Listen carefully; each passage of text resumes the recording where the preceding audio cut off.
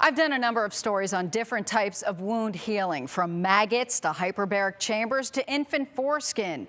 And that was just in the last few years. Well, amniotic tissue from placentas is the new norm, and now it's time for the next generation. A warning, I am going to show you an open wound, but what's more important is how it's being healed. Jane Reed managed her type 1 diabetes since diagnosed at age 14. But last May, a nearly healed friction ulcer on her foot became infected. It was aggressive, and it could have taken me out in 24 hours, was what I was told. I could have died in 24 hours. She developed gangrene and needed amputation. But because she's immunocompromised, the wound wasn't healing quickly. That's when she became the first patient in a research study using this.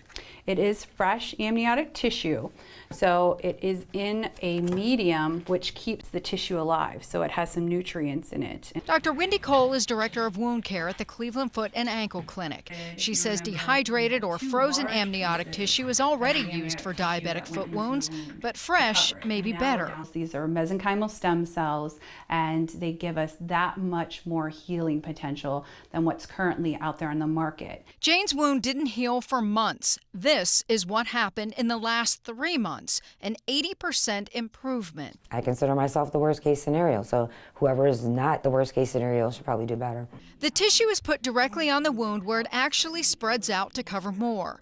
Then Jane is bandaged up and will come back next week for another treatment. Because I can heal by myself, but we needed to go faster. And with good reason. Studies show mortality rates increase 50 to 70% in diabetic patients who go through amputation.